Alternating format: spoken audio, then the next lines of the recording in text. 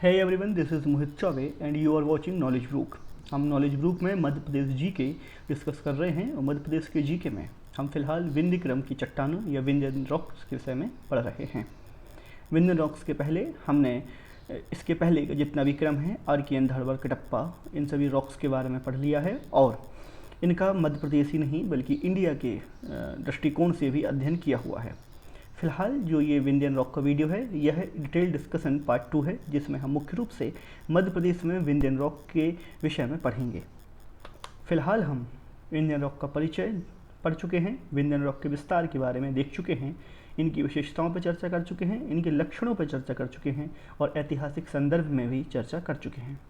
हम इस संबंधित वीडियो में मध्य प्रदेश में जो विंध्य चट्टानें हैं उनके बारे में जानेंगे, जिसके अंतर्गत सैमरी सीरीज़ देखेंगे, कैमूर सीरीज़ देखेंगे, भांडेर सीरीज़ देखेंगे और रीवा सीरीज़ देखेंगे। बिल्कुल आपसे अनुरोध है कि ये वीडियो आपको अगर अच्छा लगता है तो इसको लाइक, शेयर और सब्सक्राइब जरूर करें और सब्सक्राइब करके बिल्कुल जाएं ताकि अगला वीडियो जो अपलोड किया जाए उसकी जानकारी आपको मिल सके। आपको इस वीडियो के जितने भी नोट्स हैं वो हमारे टेलीग्राम चैनल पर मिल जाएंगे, सो बिल्कुल टेलीग्राम चैनल विज़िट करें और अपने नोट्स वहाँ से प्राप्त करें। चलिए बात करते हैं कि विंध्यन रॉक्स मध्य प्रदेश में, तो सबसे ज़्यादा मध्य प्रदेश में जो चट्टानें पाई जाती हैं वह हैं आर्कियन रॉक्स। तो और विंध्यन रॉक्स आर्कियन रॉक के बाद सेकंड नंबर पे क्वांटिटी के बेसिस पे आते हैं कि क्वांटिटी के आधार पे, मात्रा के आधार पे विंध्य चट्टानें मध्य प्रदेश में दूसरे नंबर पे सबसे ज़्यादा पाई जाती हैं। हम बात करें कि इनका जो एक्सपांसन है, मतलब ये कहाँ तक इनका विस्तार है, तो मुख्य रूप से जो क्योंकि ये विंध्य चट्टानों का क्रम ही है और विंध्यन माउंटेन यहाँ पर है, तो ईस्ट से वेस्ट लगभग पूरे मध्य प्रदेश में इनका विस्तार मिल जाएगा।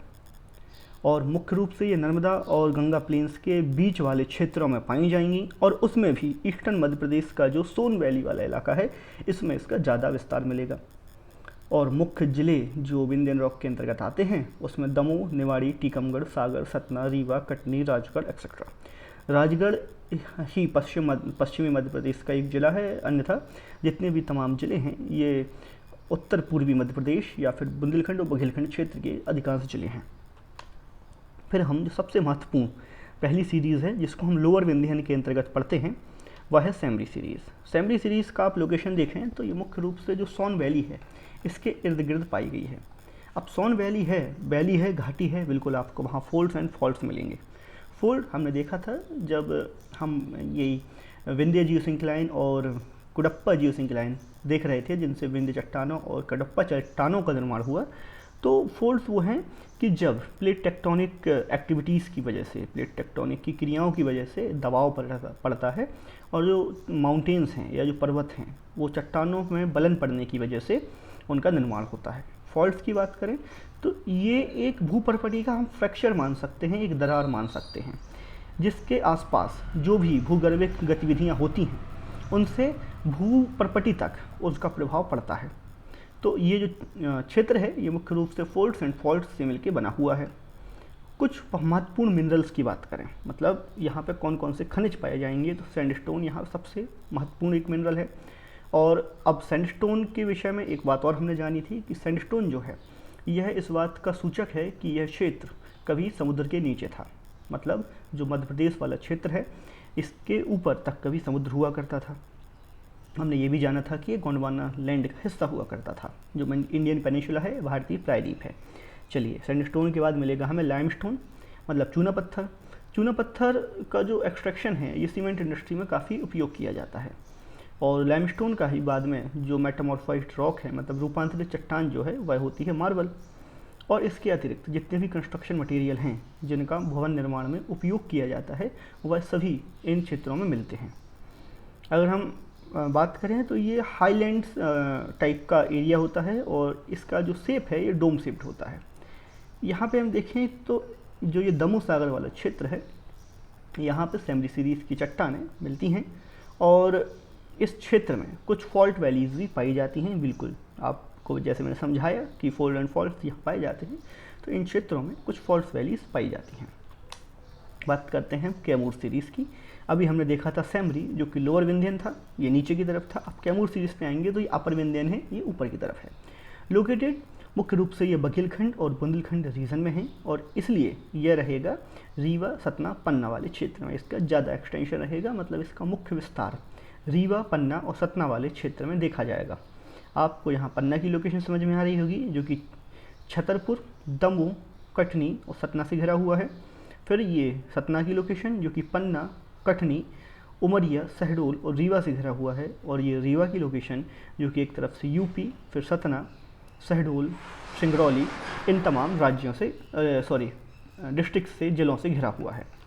यहाँ पे मिनरल वही, क्योंकि ये चट्टानों का क्रम भी सेम है, तो मिनरल्स का कंपोजिशन भी आपको सेम ही मिलेगा, जिसमें सैंडस्टोन और कॉन्ग्लोमरेट इस क्षेत्र में पाए जाने प्रमुख मिनरल्स हैं। अब कॉन्ग्लोमरेट क्या है? कॉन्ग्लोमरेट भी भवन निर्माण सामग्री से संबंधित ही रहता है। और चलिए अब आगे देखें कि अगला जो सीरीज़ है वो है भांडेर सीरीज़। इसको भी हम अपर विंध्यन की कैटेगरी में रखते हैं। और भांडेर सीरीज़, जो कि हमने भांडेर सीरीज़ को जब हम ये विंध्यन चट्टानों के बारे में, विंध्यन माउंटेन्स के बारे में पढ़ रहे थे, तो विंध्य पर्वत पढ़ने के दौरान भी हमने भांडेर सीरीज़ को पढ़ा था। इसकी मुख्य लोकेशन क्या है? सागर, सतना और दमोह वाले क्षेत्र में। यहाँ आप देख सकते हैं सागर, यहाँ सतना, यहाँ दमोह, उसके आसपास फिर आपको, अब क्योंकि ये क्षेत्र है तो विस्तार के साथ आपको यहाँ पन्ना में भी इसके अवशेष मिल जाएंगे। उसके बाद मिनरल्स की बात करें तो लाइमस्टोन और सैंडस्टोन, बिल्कुल मिनरल्स का कंपोजिशन, क्योंकि रॉक सेम है तो कंपोजिशन भी सेम मिलेगा। फिर हम बात करें रीवा सीरीज़ की, तो रीवा सीरीज़ सागर, सतना, पन्ना, दमोह, कटनी, राजगढ़ इन तमाम क्षेत्रों में फैली हुई है। आप ये हाईलाइटेड पोर्शन में देख सकते हैं कि ये सागर, दमोह, पन्ना, कटनी, सतना, ये तमाम क्षेत्र रीवा सीरीज़ के अंतर्गत आते हैं। मुख्य जो पार्ट है रीवा सीरीज़ के वो है पन्ना रॉक्स और झिंझरी रॉक्स। तो यहाँ पे पन्ना रॉक और झिंझरी रॉक इस रीवा सीरीज़ के प्रमुख पार्ट, प्रमुख हिस्से माने जाते हैं।